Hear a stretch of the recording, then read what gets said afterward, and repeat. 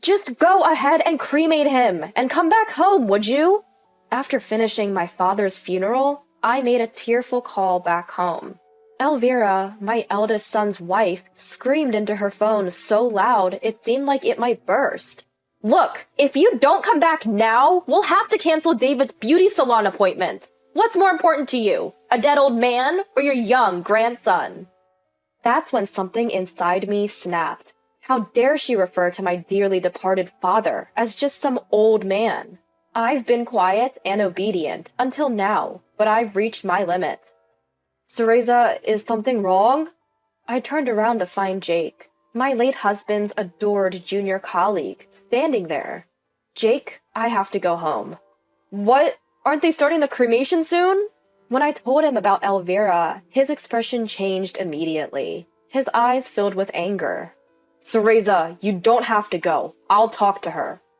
Without waiting for my reply, Jake turned and sprinted away. I thought of calling him back, but then reconsidered.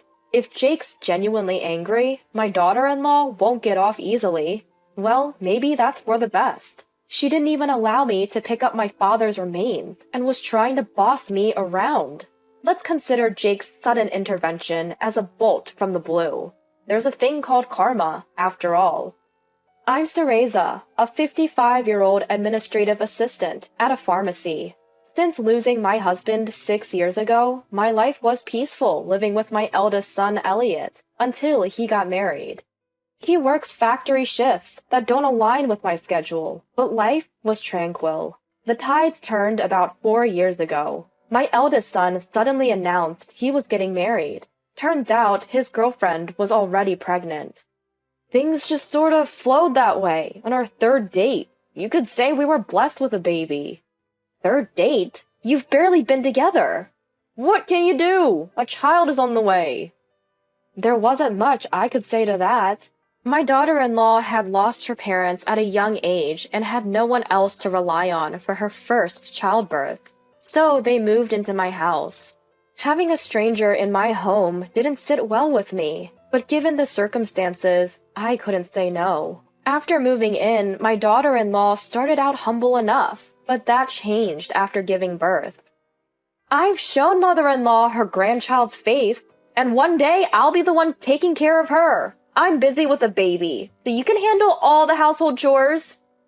She became pretty brazen about it, complaining if meals, laundry, or cleaning fell behind.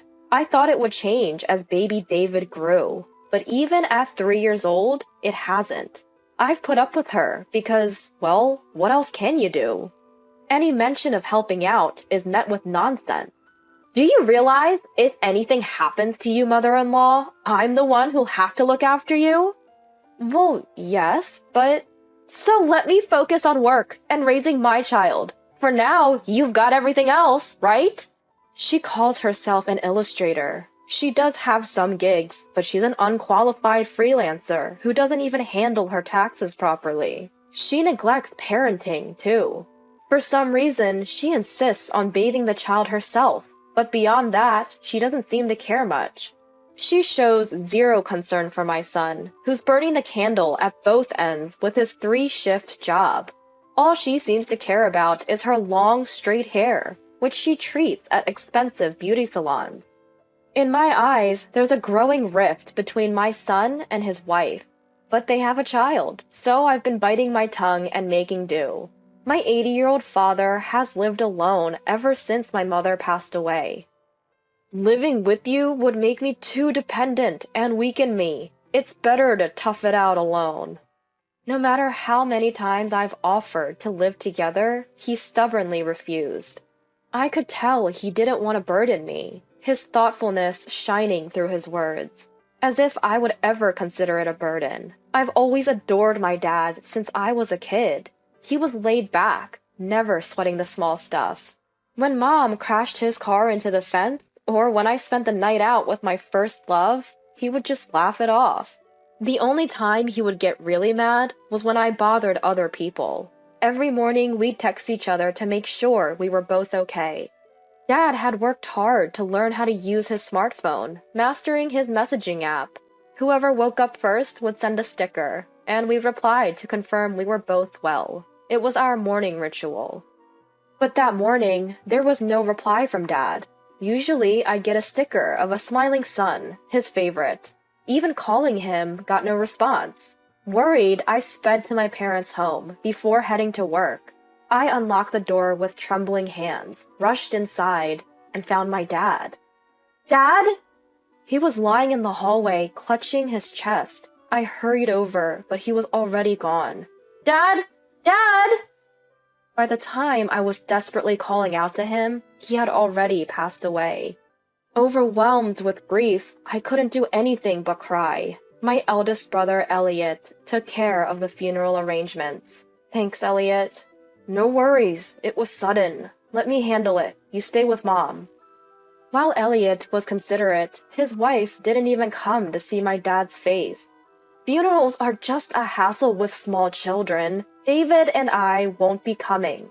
She had promptly informed me. In my state, I didn't have the energy to be angry about her behavior. It was a small family funeral, with only about 10 relatives attending. Even without her, it wouldn't cause a stir, or so I thought. The day of the funeral was cloudless, reflecting my dad's sunny disposition. As the minister spoke, I alternated between looking at my dad's photo and his coffin, tears flowing without end. Amid my grief, I noticed something odd. My brother Elliot's pocket kept vibrating again and again. Before the ceremony, I had given him my phone to hold because my mourning clothes didn't have pockets. Clearly, he was curious, but couldn't check during the funeral. In the end, it had to wait. Mom, it's from Elvira, said Elliot, handing me my phone after the ceremony. It was filled with missed calls from his wife. Elvira only calls me when she needs something. I wonder if something happened to David, Elliot mused, his face serious. Well, I'll give her a call then. I said this and moved to a corner in the hallway to make the call. The phone hardly rang before my eldest son's wife picked up. Do you have any idea how many times I've called you? I'm sorry, I was at a funeral. What's going on? Right after I said that, a piercing voice filled my ears. Today is David's salon appointment! Come home and drive him there now! I didn't immediately understand what she meant. Okay. After reflexively responding, it dawned on me what she was demanding. She wants me to leave my own father's funeral to take my grandson to a beauty salon. But I can't. My father's cremation is about to start. I can't take David today. What? Cremation? Your grandpa isn't coming back, you know. Really? Did you just say that? Elvira, it's inappropriate to call my father's cremation that. Just let them burn him and come back home. Ignoring my objections, my eldest son's wife ranted on. If you don't come, David's appointment will be canceled. Who's more important, a departed elder or a young grandchild? I can't believe you. Just come home, right now! She left it at that and hung up. I was at a loss for what to do next. As I stood there, bewildered, forgetting to even lower my phone, a voice called out from behind me. Teresa, is everything okay? At that moment, it was Jake who spoke to me, my late husband's devoted junior colleague. He still visits my husband's grave every year on the anniversary of his death, a very dutiful young man. He can be quite intimidating when angered, but he's always treated me with the same respect and care as he did my husband. Today, he came to the funeral because he felt that my father was like a parent to him as well. Jake, I have to go. What? Isn't the cremation starting soon? My daughter-in-law insists I take my grandson to a beauty salon now. What's going on? I told the shocked Jake about Elvira's regular attitude and the recent conversation, how she tries to boss me around and treats me with arrogance, and how she had the audacity to call my father a dead old man. Teresa, don't worry about going. I'll talk to my wife. Fuming, Jake immediately turned back and took off running.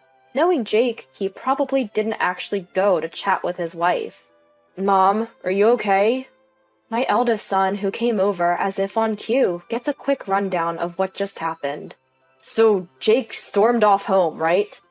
Yes. If Elvira angered Jake, that could be a problem. Well, if that's the case, it's on Elvira, isn't it?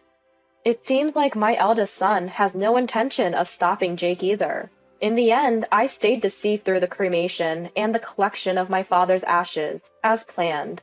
I only returned home after placing my father's urn on the family altar. I had planned to stay at my parents' home for a while because it felt lonely to leave my dad's ashes alone, but I had forgotten a few things.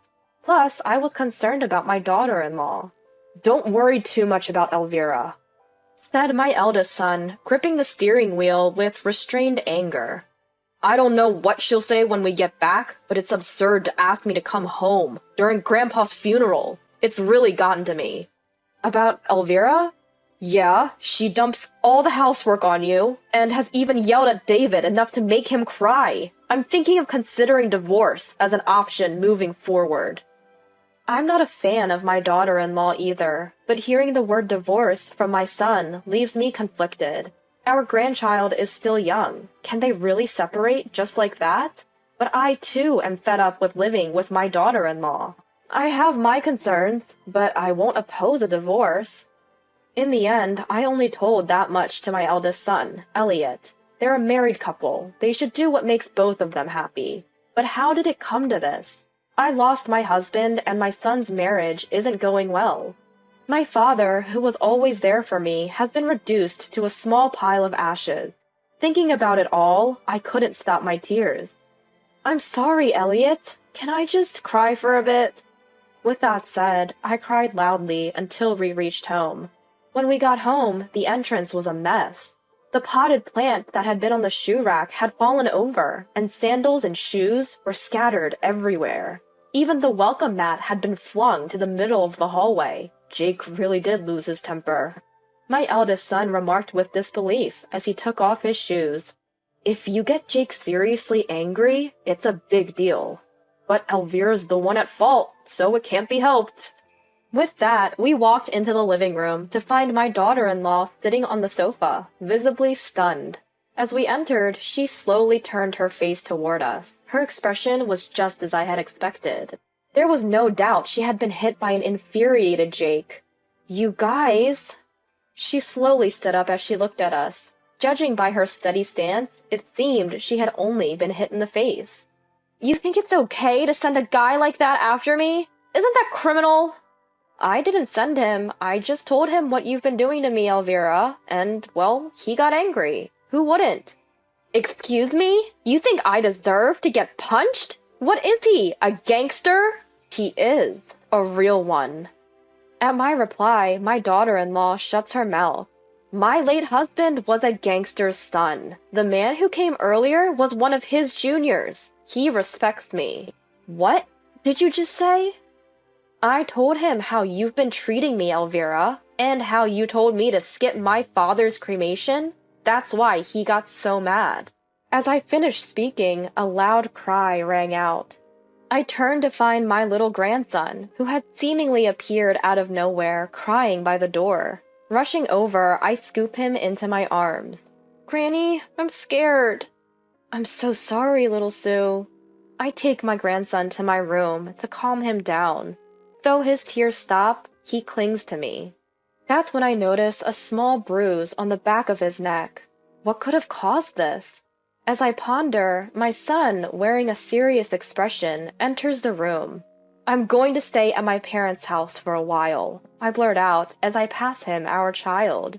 I want to distance myself from my daughter-in-law as soon as possible.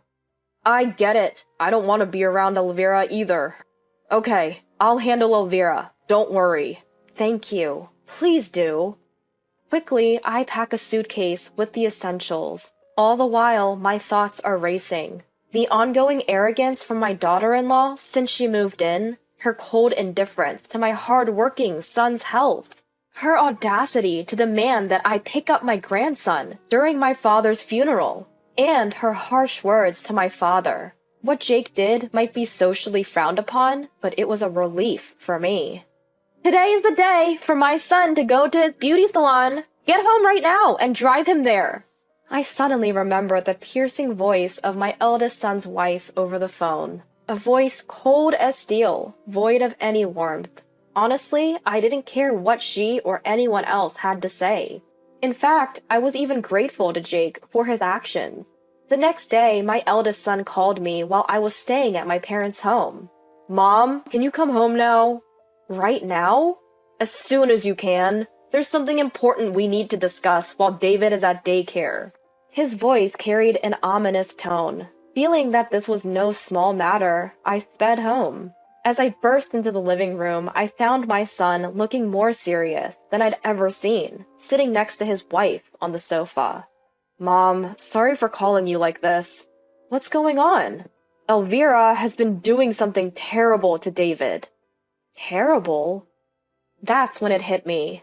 I remembered the small bruise on the back of my grandson's neck from yesterday. Elvira always insists on giving him his bath herself. Could it be? I found bruises on David's neck and arms, and when I took off his shirt, I found them all over his body. I confronted Elvira, and she admitted to pinching and jabbing David frequently. It's too much for a small child. Elvira's eyes widened. Her expression confirmed the truth of my son's words. Elvira! A renewed and fiercer anger welled up within me. Her arrogant attitude and the coldness towards my son were somewhat mitigated by Jake's actions. But doing something so cruel to my tiny grandson? Unforgivable. That's something I will never, ever forgive. I'll forget what you did to me and Elliot after yesterday's events, but I will never forgive you for hurting David. What are you going to do? David is my son, not your mother-in-law's son. What's your point? David is my treasure. I can't have a daughter-in-law who harms him. Leave our home, now! As I raised my voice, Elvira looked at me with fear for the first time. My son then picked up where I left off. We're getting a divorce, Elvira. Your arrogant behavior towards Mom and the disrespectful attitude towards Grandpa were terrible enough, but I won't ever forgive what you did to David. We're divorcing right now. Understand? At his words, the color drained from Elvira's face. Divorce? Wait a minute. If you do that, I'll have nowhere to go. Fine. Do whatever you want. Once I tell David what you've been up to, you won't be welcome here anymore. Mom already said you should leave. I haven't had any illustration work for the past 6 months. What am I supposed to do if you kick me out?